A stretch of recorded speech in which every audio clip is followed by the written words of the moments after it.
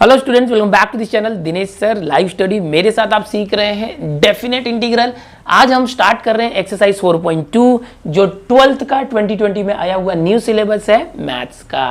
Students, आपको बता दूं लास्ट लेक्चर में मैंने पूरी प्रॉपर्टीज बताई थी, 8 प्रॉपर्टी जो बहुत ही इंपॉर्टेंट है और 4.2 के लिए वो आपको आना ही चाहिए।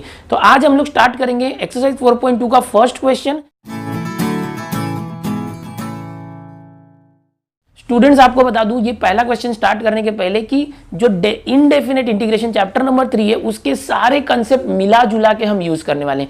उसमें जितने भी टाइप्स थे, ओके, अगर वो पार्शियल फ्रैक्शन हो सकता है या कोई फॉर्मूला रूट ए स्क्वायर प्लस एक्स स्क्वायर या 1/x स्क्वायर प्लस ए स्क्वायर, जितने भी अलग अलग टाइप के सम आपने सीखे थे, यहाँ पर आप कोई भी टाइप का सम किसी भी तरीके से कर सकते हैं। अगर कोई सम 2 तरीके से सॉल्व हो रहा है तो उसको किसी भी मेथड से करोगे चलेगा।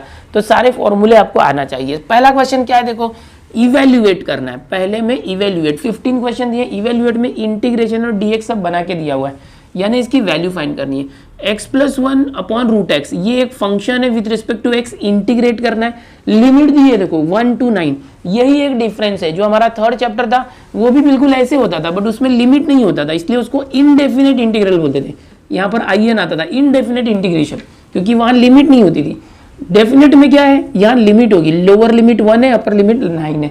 तो जैसे थर्ड चैप्टर करते थे वैसे ही करना है, खाली लास्ट में आपको ये 1 और 9x की जगह पर वैल्यू रखना है, लोअर लिमिट और अपर लिमिट। तो अगर आपको थर्ड चैप्टर आता है तो ये आपके लिए बहुत ईजी है और मैं ज्यादा टाइम वेस्ट नहीं करूंगा, ज्यादा एक्सप्लेनेशन फटाफट बताने वाला हूँ। देखो अब इसका इंटीग्रेशन कैसे कर सकते हैं, यहाँ पर आप लिखते जाओ, जो ये लिमिट है इसको बार बार लिखो। x + 1 के साथ रूट एक्स को, देखो रूट एक्स को हम ऐसे कर सकते हैं x⁻², इस तरह से। रूट एक्स, रूट का मतलब क्या होता है, देखो रूट एक्स यहाँ क्यूब रूट है तो x⁻1/3 करते हैं। तो अगर यहाँ कुछ नहीं है तो 2 होता है, तो यहाँ पर 1/2 कर सकते हैं, ये कर दिया। चलो अब इसके बाद क्या कर सकते हैं, स्प्लिट कर सकते हैं। कभी भी स्प्लिट कैसे करना वो आपको पता है। ये x⁻² को दोनों के नीचे लिखो, x/x⁻² प्लस 1/x⁻², ये हो गया। और इसका हम लोग विथ रिस्पेक्ट टू x कर रहे हैं। अब इसको और सिंप्लीफाई करो, इंटीग्रेशन 1 to 9, ये देखो x⁻1 है और ये x⁻½ है, तो दोनों x को एक बार लिखा, ये 1, ये हाफ ऊपर गया तो 1 - हाफ यानी हाफ आ गया। अच्छा, ये dx इसको दे दिया, इंटीग्रेशन आगे लेके जाओ, प्लस ये इंटीग्रेशन इसके पास लेके जाओ, 1/x⁻², 1 अपॉन हटाएंगे तो x⁻² dx है ना, x⁻² ऊपर चला गया, 1 हट गया। लिमिट आपको बार बार लिखते जाना है। अभी मैंने जैसे थर्ड चैप्टर करते थे वैसे ही कर रहा हूँ, कुछ नया नहीं कर रहा हूँ। हाँ, ये लिमिट मुझे बार बार लिखना पड़ रहा है, चलेगा। अब क्या करेंगे, इंटीग्रेशन कैसे होता है, अब इसका इंटीग्रेशन सॉल्व करो। x⁻n, x⁻n का इंटीग्रेशन क्या सीखा था आपने, x⁻n+1 अपॉन n+1। तो ये फॉर्मूला हम यूज करने वाले हैं। क्या होगा, देखो x⁻½ है, इसका इंटीग्रेशन होगा x⁻½ + 1 अपॉन ½ + 1, इस तरह से। ओके, ये इसका इंटीग्रेशन हुआ। अब ये इंटीग्रेशन और dx दोनों हट जाएगा। इंडेफिनेट में हमने क्या सीखा था, इंटीग्रेशन के बाद प्लस सी एक आता है, कांस्टेंट आता है। यहाँ पर कांस्टेंट लिखने की जरूरत नहीं है बिकॉज ये डेफिनेट इंटीग्रल है। यहाँ पर ये वैल्यूज दी है वो लिखना 1 to 9। ओके, जो नीचे वैल्यू हमेशा नीचे ही रखो, अपर वैल्यू ऊपर ही रखो, ठीक है। अब देखो ये x⁻² है, x⁻², as this formula n+1 करना है, +1 करोगे -½ +1 करोगे, सो 1 में से हाफ गया तो हाफ आएगा, 1 में से हाफ गया तो हाफ आएगा। तो यहाँ पर इंटीग्रेशन में क्या आ गया, x⁻² अपॉन हाफ, ये आ गया। ओके, x⁻², इसको सॉल्व किया तो हाफ, ये रफ में कर दिया मैंने डायरेक्ट एक स्टेप, 1 to 9। ओके, ये लिखते जाना है अभी तक। अच्छा, यहाँ पर क्या हुआ, देखो ये इंटीग्रेशन सिंबल हट जाएगा यहाँ पर, क्यों, क्योंकि मैंने इंटीग्रेशन ले लिया। जब आप इंटीग्रेशन ले लेते हो तो इंटीग्रेशन सिंबल हट जाता है, dx भी हट जाएगा ये। ओके, इंटीग्रेशन साइन dx हट गया क्योंकि मैंने यहाँ फॉर्मूला यूज किया। इसकी जो लिमिट है 1 to 9 वो लिखो, प्लस सी लिखना नहीं, ठीक है। अब ये रफ था, इसको हटा देते यहाँ से। देखो i = आगे कर रहे हैं हम, i = इसको सिंप्लीफाई करते हैं, x⁻² + 1 क्रॉस मल्टीप्लाई करोगे तो ये 2 × 2 + 1 3/2 आएगा, x⁻³ आया। ये जो नीचे है ये भी क्या आ जाएगा, 3/2। और क्या आया, लोअर लिमिट 1 to 9 प्लस यहाँ पर जो ये हाफ है 1/2 ऊपर आ गया तो 2 हो गया।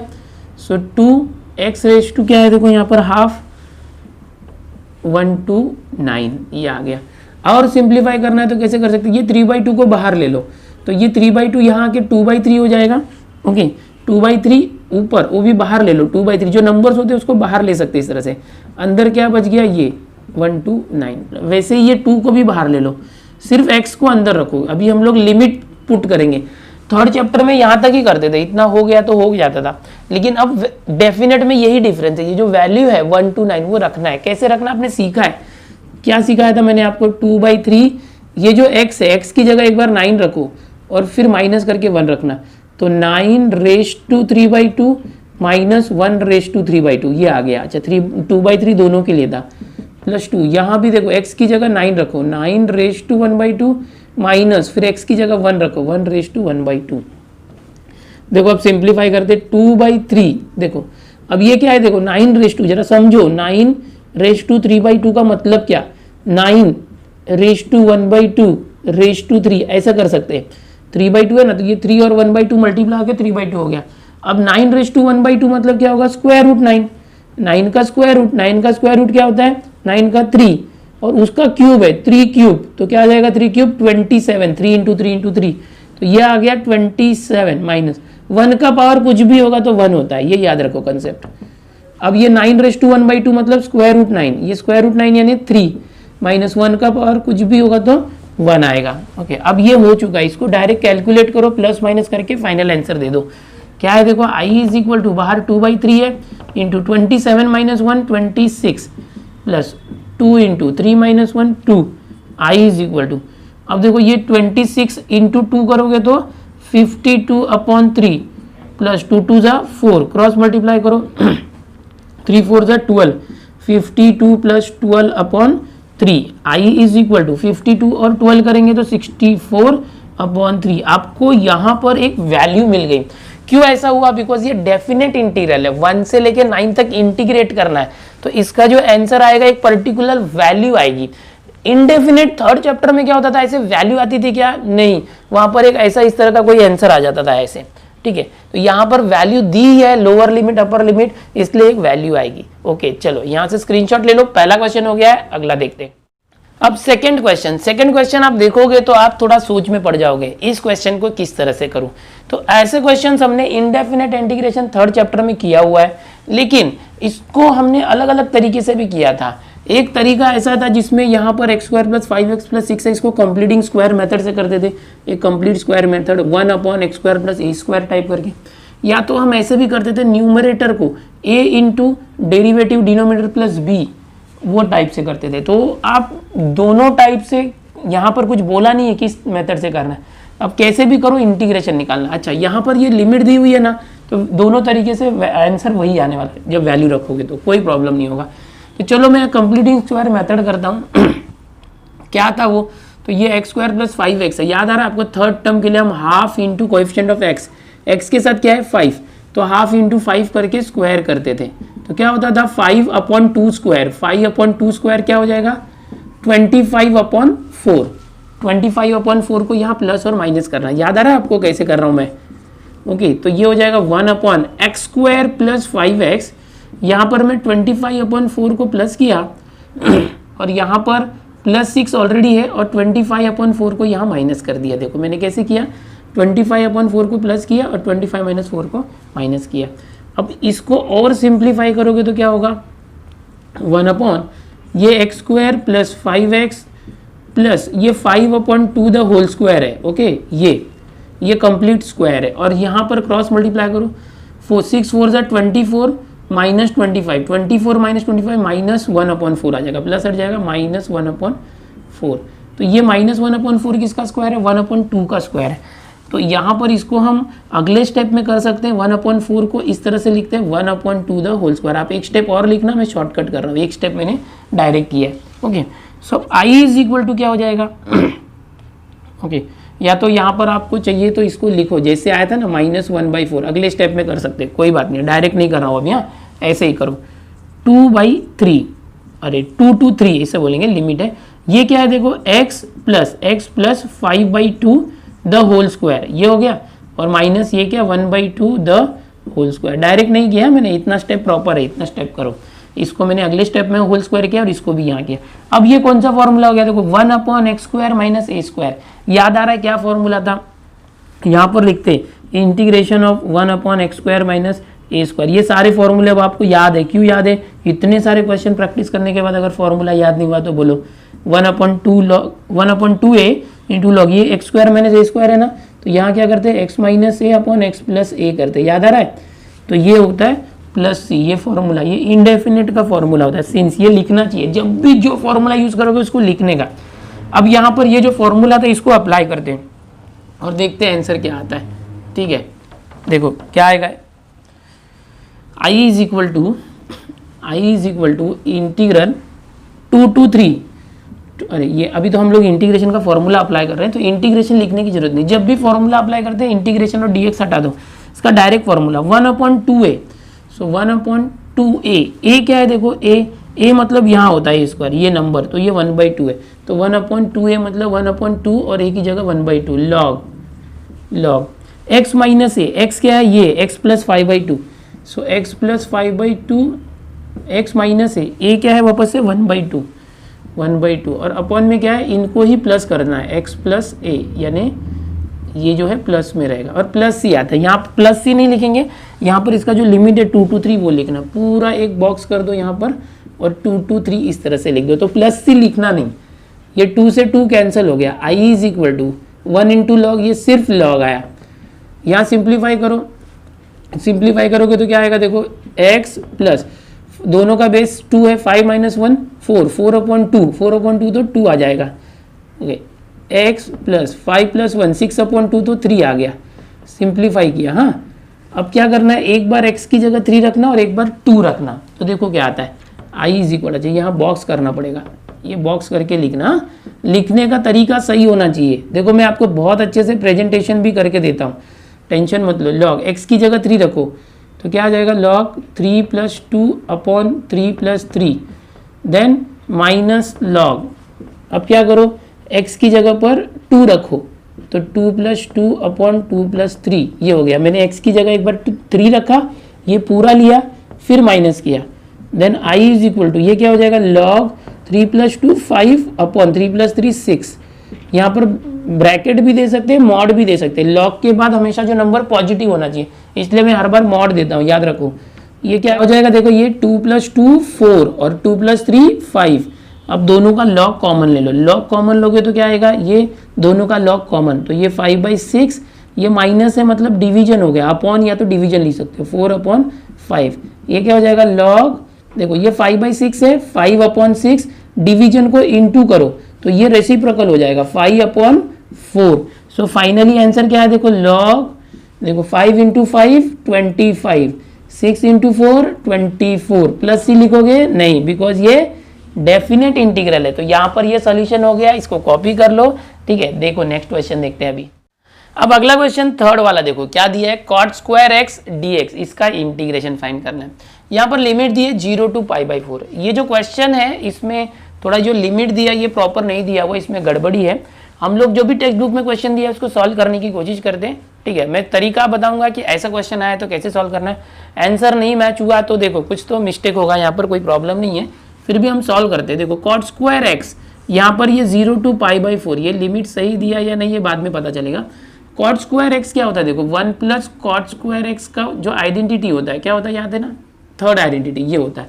सो cot² x को कैसे रिप्लेस करोगे, 1 वहाँ गया तो cosec² x माइनस 1, तो ये क्या हो गया cosec² x माइनस 1 और dx। जो भी क्वेश्चन में दिया है टेक्स्ट बुक में वो हम सीधा कर रहे हैं, 0 to π/4। अब cosec² x माइनस 1 क्या करो, ये इंटीग्रेशन दोनों के पास लेके जाओ, cosec² x dx भी आ जाएगा इसके पास, फिर माइनस इंटीग्रेशन 1 के पास गया और dx 0 to π/4। अब देखो i is equal to cosec² का इंटीग्रेशन क्या होगा, minus cot x। cot x का डेरिवेटिव cosec² x होता है, तो cosec² का integration cot x। Answer C से स्टार्ट हो रहा तो माइनस आएगा। यहाँ पर क्या है 0 to π/4, ये है माइनस 1 का इंटीग्रेशन क्या होगा x, लिमिट क्या है 0 to π/4। तो cot² का इंटीग्रेशन इस तरीके से निकालना है। अब मेन क्या है, ये जो लिमिट दिया है क्या ये लिमिट प्रॉपर है, इसकी वैल्यू सब्स्टिट्यूट करके देखते हैं क्या आएगा। देखो माइनस cot, एक बार क्या आएगा π/4 रखा हमने। अच्छा, इस माइनस को चाहिए तो हम बाहर रख देते हैं यहाँ से तो भी चलेगा, एक स्टेप और करके दिखाता हूँ आपको। जैसे नंबर्स को बाहर लेते हैं ना, इस माइनस को बाहर लो, ओनली कॉट एक्स रखो 0 to π/4 माइनस, यहाँ पर रखो x की जगह π/4, एक बार π/4 रखा, एक बार 0 रखा, ठीक है। अब यहाँ पर भी रखो, माइनस बाहर रखो, कॉट x की जगह 45 रखा और माइनस कॉट x की जगह 0 रखा, और यहाँ पर क्या आ गया π/4। चलो वैल्यू क्या आ रही है देखो, माइनस कॉट 45 क्या होता है 1, और कॉट 0 याद करो टेबल में क्या था, साइन 0 और कॉस 0 और कॉट, देखो साइन 0 0 था, कॉस 0 1 था, कॉट क्या होता है कॉस अपॉन साइन, सो 1/0 मतलब इन्फिनिटी आएगा, कॉट 0 क्या है इन्फिनिटी यानी नॉट डिफाइंड, ओके।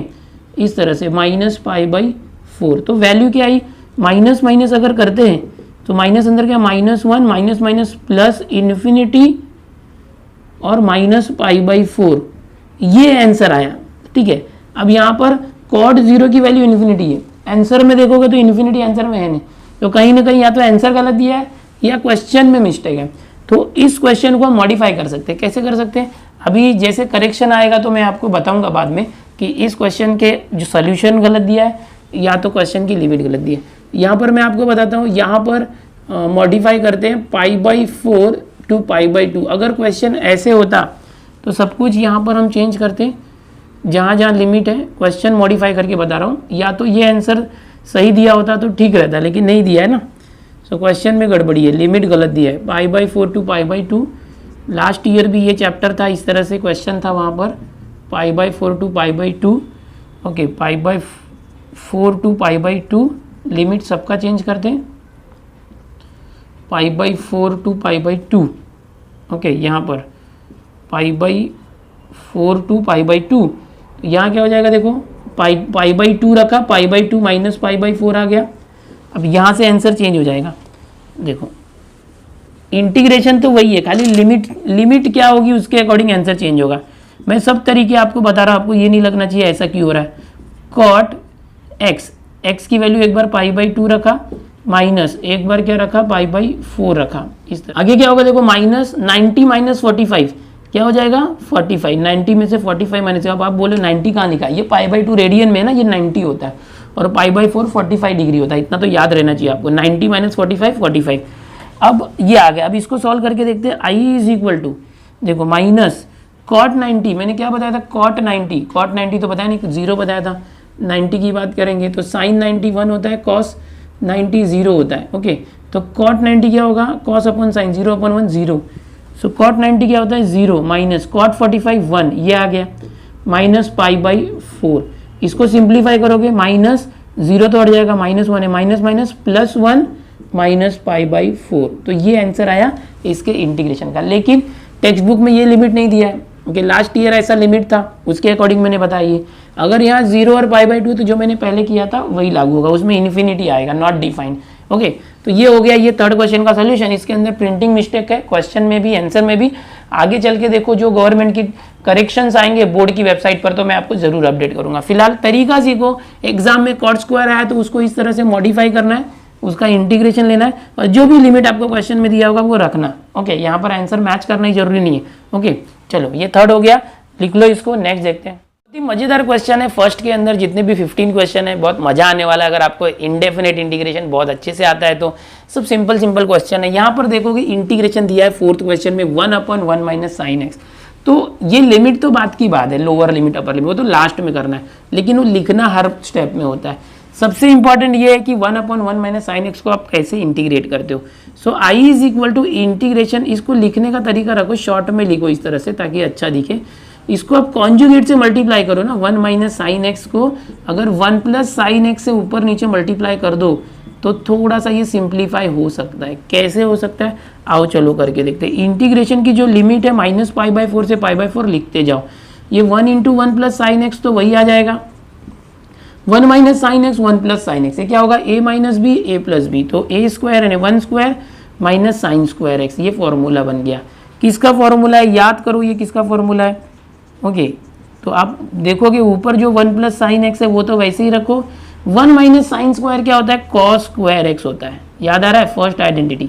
अब क्या करेंगे, इसको स्प्लिट कर सकते हैं, i is equal to integration minus pi by 4 2 pi by 4 1 plus sine x, तो 1 के नीचे कॉस स्क्वायर एक्स, इस तरह से 1 के नीचे कॉस स्क्वायर एक्स dx और प्लस इंटीग्रेशन आगे लेके जाओ, again integration minus pi by 4 to pi by 4 sine x के नीचे कॉस स्क्वायर एक्स, स्प्लिट कर दिया हमने। ओके, अब क्या होगा, अब थोड़ा सा ट्रीगो के फॉर्मूले, डायरेक्ट इंटीग्रेशन मत लेने जाओ, हाँ थोड़ा सा ट्रीगो के फॉर्मूले यूज करो।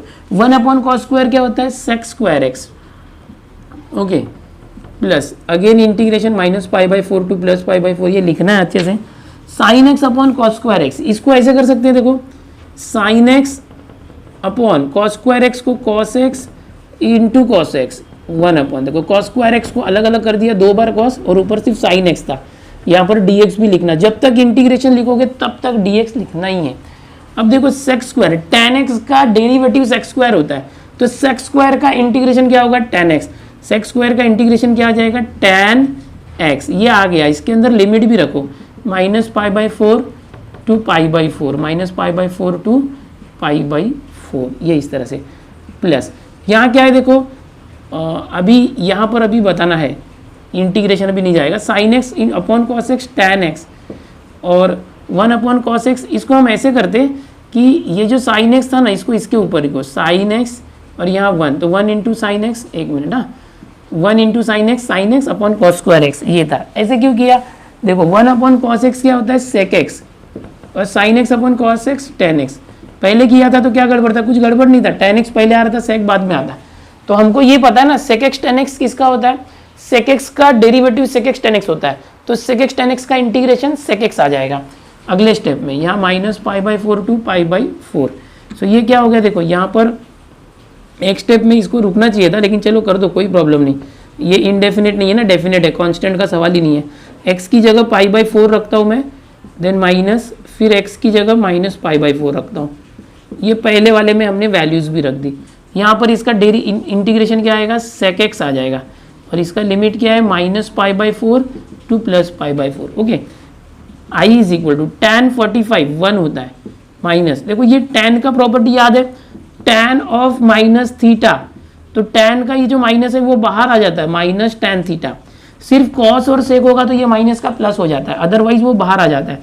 सो ये क्या हो जाएगा, देखो माइनस माइनस ये प्लस हो गया, ये माइनस बाहर आ जाएगा, और tan 45 क्या बचेगा 1, तो ये आ गया पहला वाला। ये यहाँ पर वैल्यू रखो सेक, सबसे पहले रखेंगे pi by 4 45, then minus, then sec minus 45, okay, इस तरह से।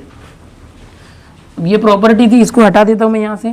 Now I is equal to 1 plus 1 2 plus, देखो सेक 45, कॉस 45 क्या होता है याद आ रहा है, 1 अपॉन रूट 2, तो उसका उल्टा सेक होता है, तो ये रूट 2 आ गया, माइनस, देखो सेक की प्रॉपर्टी अभी बताया मैंने, माइनस को खा जाएगा सेक, कॉस और सेक माइनस खा जाते हैं, मतलब खत्म कर देते हैं, तो ये sec 45 is again root 2, okay. So I is equal to 2 plus root 2 minus root 2 0, so I मिल गया हमें 2, बस इतना सिंपल सोल्यूशन आ गया, हो गया। देखो कितना इजी सोल्यूशन था क्वेश्चन नंबर फर्स्ट में, फोर्थ। खाली आपको कुछ बेसिक कंसेप्ट याद रखना है कि 1 अपॉन 1 माइनस साइन एक्स है, तो यहाँ ट्रिक क्या है, उसका कॉन्जुगेट 1 प्लस साइन एक्स होता है, उससे ऊपर नीचे मल्टीप्लाई करो, फॉर्मूला बनते जाएगा, स्प्लिट करके सॉल्व करो। चलो लिख लो इसको।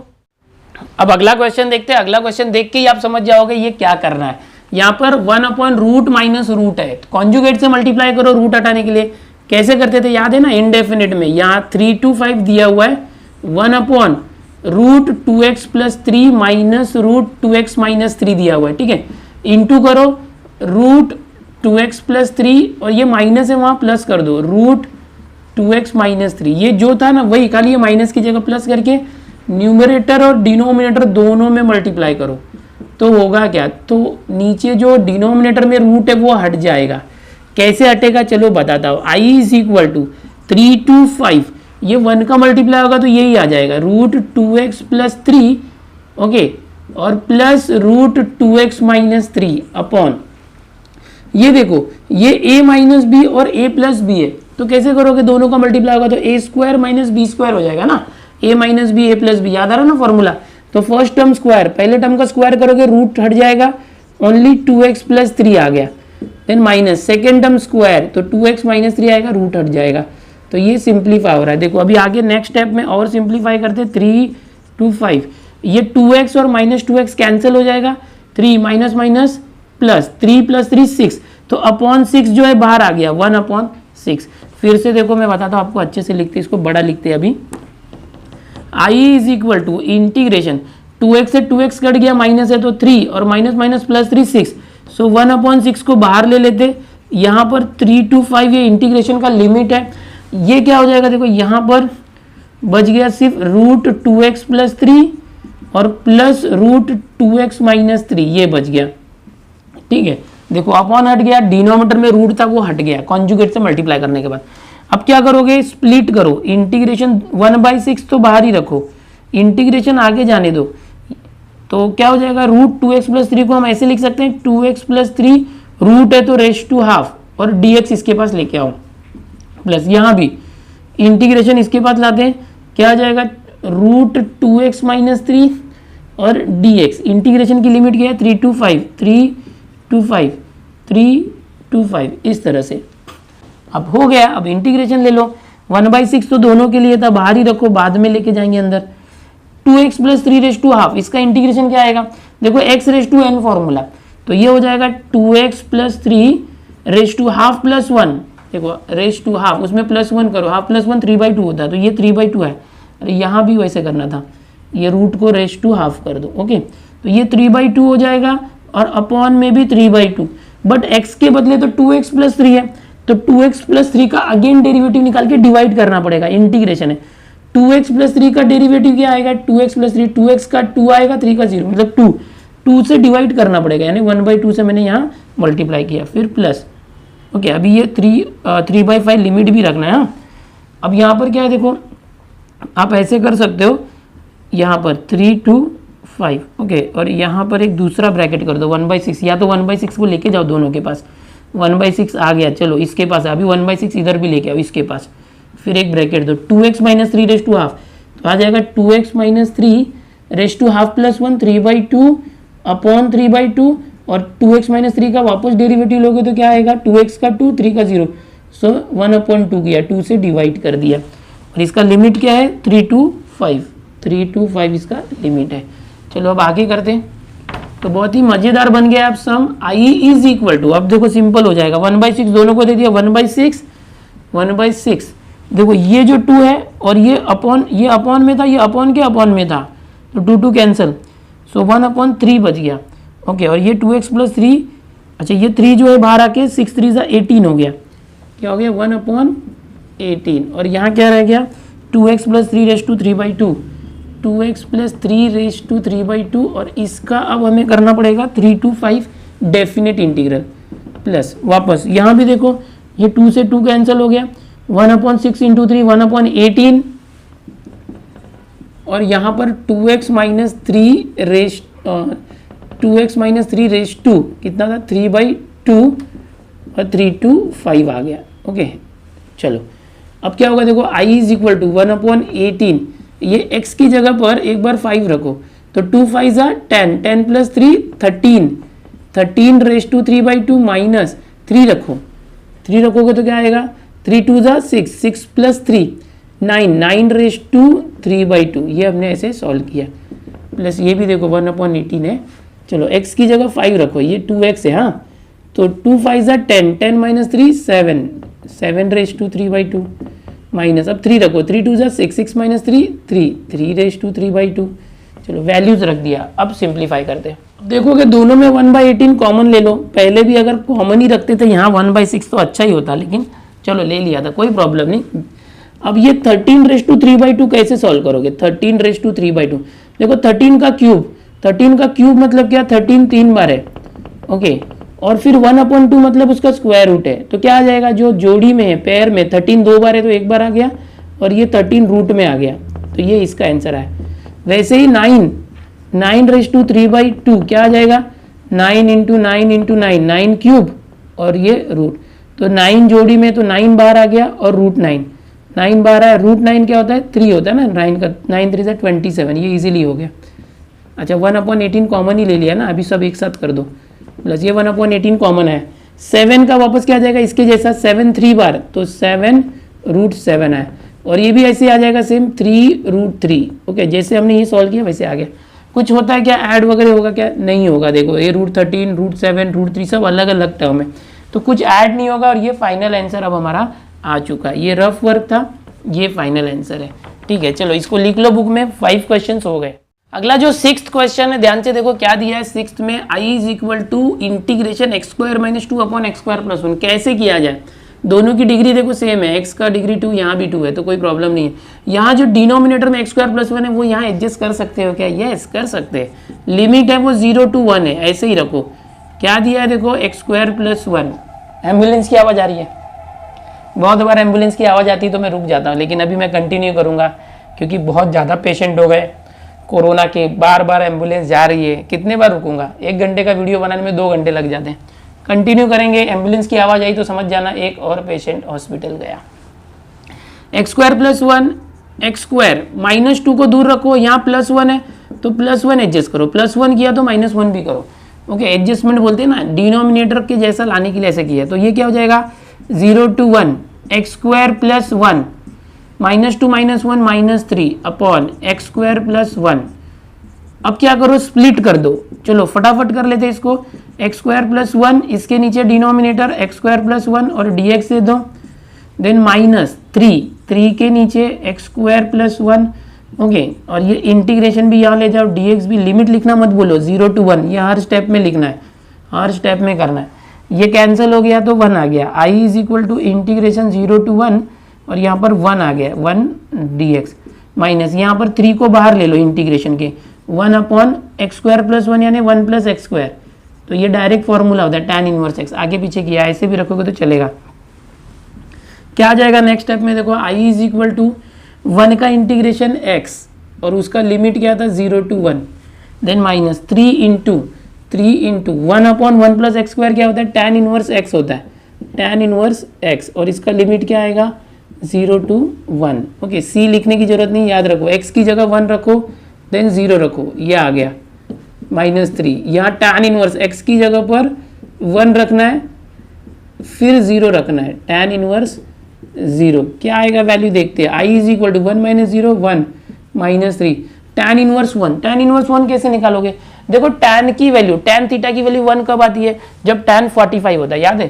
तो tan इनवर्स 1 क्या हो गया 45 हो गया। tan इनवर्स 0, tan की वैल्यू 0 कब आती है, tan थीटा कितना होगा तो 0 आएगा, थीटा तो 0, तो 0 आ गया ये। सो I = 1 - 3 × π, 3π/4। तो ये आ गया आपका आंसर, लिख लो यहाँ से। अगला जो क्वेश्चन है वो है 7th, 0 to π/4 sin 4x sin 3x। क्या करना पड़ेगा, देखो यहाँ पर एक फॉर्मूला हम एडजस्ट करेंगे, 2 × sin a × sin b। इसका फॉर्मूला क्या था, याद होगा आपको, cos a - b - cos a + b। ये फॉर्मूला था, याद रखना है आपको। ओके, डी फैक्टराइजेशन फॉर्मूले जो होते हैं। तो यहाँ पर ये फॉर्मूले में 2 आना चाहिए, साइन के साथ, साइन के साथ 2 है, नहीं है तो एडजस्ट करके लाओ। क्या यहाँ 2 लाओ, 2 sin 4x × sin 3x। But 2 खुद से लाया, मल्टीप्लाई किया तो बाहर डिवाइड भी करो, एडजस्ट होना चाहिए। 2 से 2 कैंसिल होकर फिर वही आना चाहिए। ओके, अब फॉर्मूला अप्लाई करो, हाफ इंटीग्रेशन तो रहेगा जब तक इंटीग्रेशन का फॉर्मूला नहीं अप्लाई करो। इसका फॉर्मूला क्या है, 2 sin a sin b। इसका फॉर्मूला है cos a - b, a - b मतलब 4x - 3x। डायरेक्ट करते 4x - 3x लिख दो, चलो 4x - 3x। Then minus cos a + b यानी 4x + 3x। अच्छा, यहाँ पर dx लिखना रह गया था, dx लिखना जरूरी है जब तक इंटीग्रेशन साइन है। यह हाफ बार है, 0 to π/4 है। चलो इसको सॉल्व करो, तो ये क्या आ जाएगा, cos 4x - 3x x minus cos 7x। अब जो है इंटीग्रेशन और dx को स्प्लिट करो, I = हाफ बार ही रखो। हाँ, अब ये इंटीग्रेशन गया cos x के पास, cos x के पास, और dx भी आ गया 0 to π/4।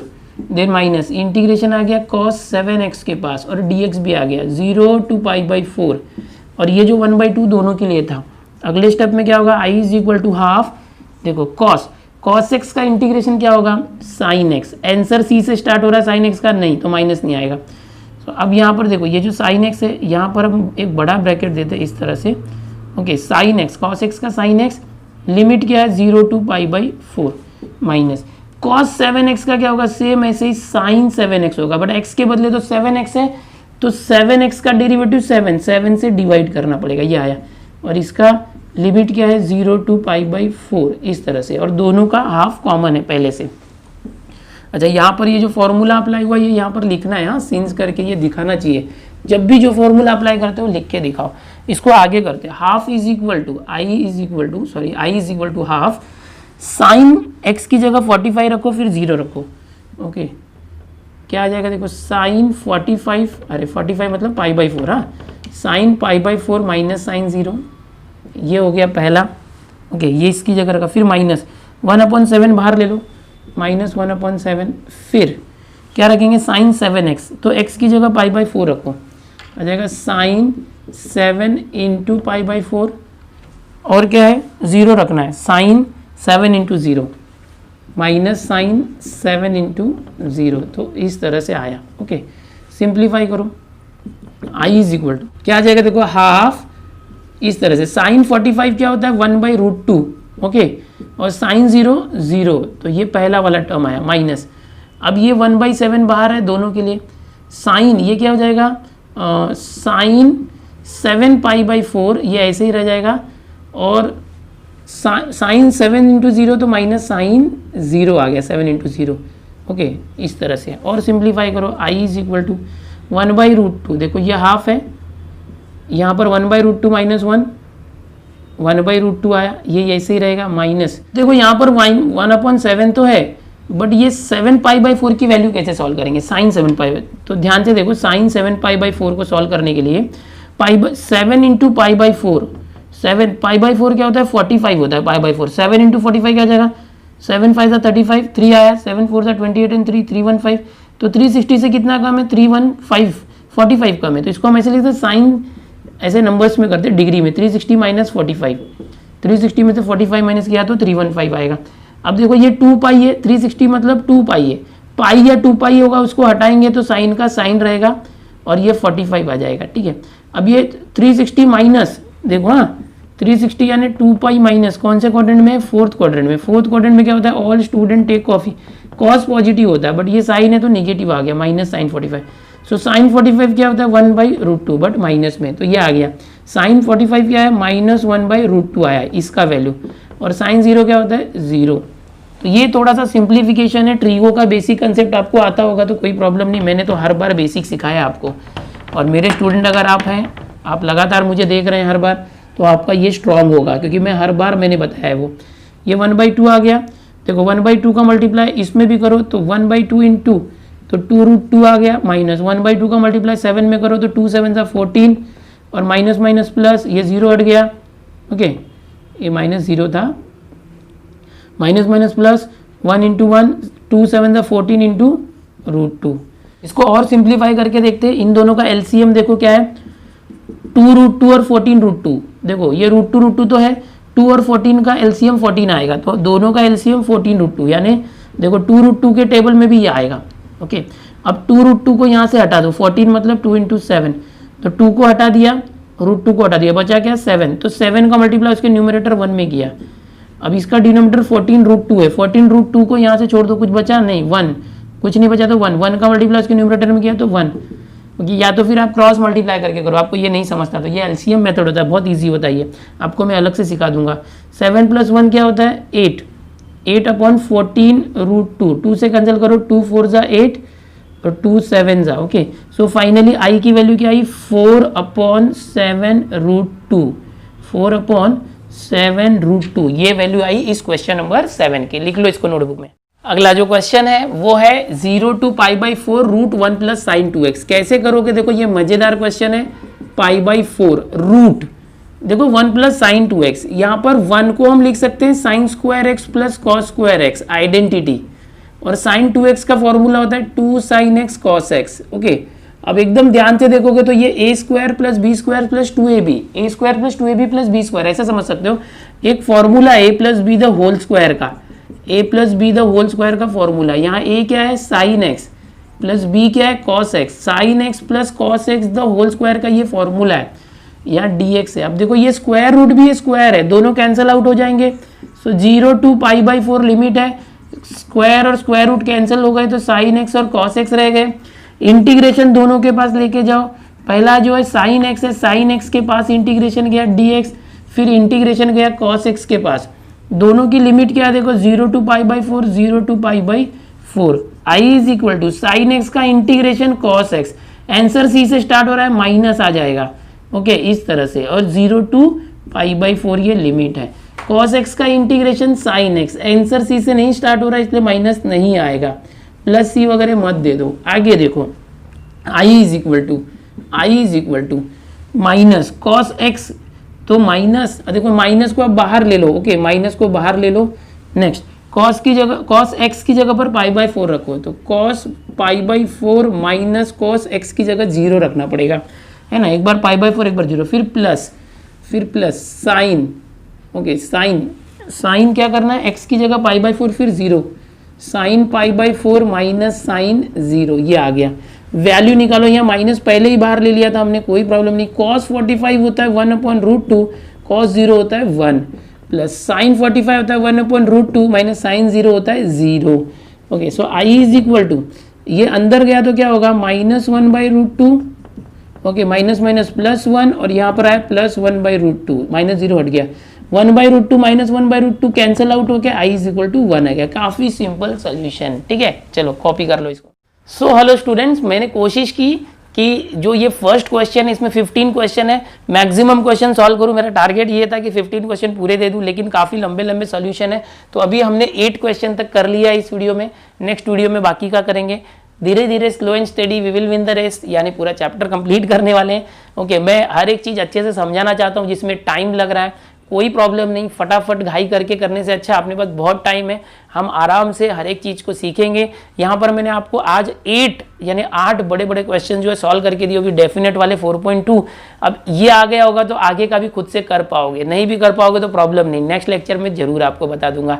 स्टूडेंट्स, इसके पहले मैंने बेसिक ऑफ प्रॉपर्टी दिया था, मतलब प्रॉपर्टी जितने भी डेफिनेट इंटीग्रल की, होप आपने देखा होगा, वो अभी यूज नहीं हुआ ये 8 क्वेश्चन में, लेकिन आगे चल के हम जब क्वेश्चन करेंगे तो वहां पर वो यूज होने वाला है। वो प्रॉपर्टी याद रखो, उनके प्रूफ भी मैं आपको अलग से दूंगा, मिसलेनियस भी बताने वाला हूँ, ठीक है। और नेक्स्ट लेक्चर में हम इसके आगे के क्वेश्चन करेंगे। स्टूडेंट टेलीग्राम ग्रुप में जुड़ जाओ, वहां पर मैं टेस्ट सीरीज दे रहा हूँ, ओके।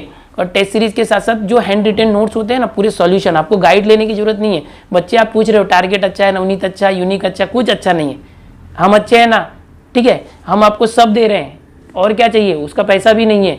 तो हैंड रिटन सॉल्यूशन है, हाँ कुछ हैंड रिटन सॉल्यूशन में जो स्टूडेंट के जरिए मैंने लिखवाया, मैंने खुद ने नहीं लिखा है, तो कहीं कहीं पर मिस्टेक है तो वो आप खुद स्पॉट कर लो, कोई प्रॉब्लम नहीं, आप बता भी रहे हो तो, और मुझे स्पॉट हो रहा है तो मैं आपको भेज रहा हूँ, कोई प्रॉब्लम नहीं। मैक्सिमम जो है सब कुछ राइट है, कहीं कहीं कुछ मिस्टेक होती है, आप भी तो करते हो प्लस माइनस में, ओके, मुझसे भी बहुत बार हो जाती है। तो आप टेलीग्राम पर मुझसे जुड़ जाओ। इतना ही नहीं, अभी जैसे आपने देखा कि लास्ट मेरा लाइव हुआ था मेन चैनल दिनेश सर पर, तो अब मैं हर हफ्ते में लाइव आने की कोशिश करूंगा, वो भी सिर्फ यूट्यूब पर नहीं, इंस्टाग्राम पर, क्योंकि वहां पर बहुत अच्छा फीचर है। इंस्टाग्राम पर हम वीडियो चैट कर सकते हैं, यानी यहाँ पर कैसा है कि आप सिर्फ कमेंट करते हो, उसको पढ़ता हूँ मैं और उसका जवाब देता हूँ। वहां पर हम फेस टू फेस बात करेंगे इंस्टाग्राम पर, तो आप मुझे इंस्टाग्राम पर फॉलो कर लो वहां पर, ओके। और हम इंस्टाग्राम पर जब भी लाइव आएंगे तो मैं आपको टेलीग्राम ग्रुप में नोटिफिकेशन दे दूंगा, तो वहां से आप मुझसे जुड़ सकते हो, ठीक है। पूरा साल बहुत अच्छा जाने वाला। हमारा मिशन है कि इस चैनल से जुड़े हर एक स्टूडेंट का 100% मार्क्स आए, मैक्सिमम मार्क्स आना चाहिए मैथ्स के अंदर, ठीक है। तो चलो ठीक है, और अपने दोस्तों में भी यार स्प्रेड करो, ये पूरा अपना जो चैनल है, इतना मेहनत हो रहा है, इतना कंटेंट, अभी एक लेक्चर रिकॉर्ड करने बहुत टाइम जा रहा है, ओके, तो फिर भी मैं कर रहा हूँ, ओके। तो आप प्लीज़ इस चैनल को शेयर करो जितना भी ज़्यादा हो, जो वीडियोज़ होते हैं उनको अपने दोस्तों तक पहुँचाओ। इतना ही नहीं, अगर आपके कोई भाई बहन पड़ोसी जो 10th या 11th या 9th में, उन तक भी शेयर करो, क्योंकि 10th 11th 9th के भी कंसेप्ट इस पर आ रहे हैं, ठीक है। चलो मिलते हैं नेक्स्ट लेक्चर में।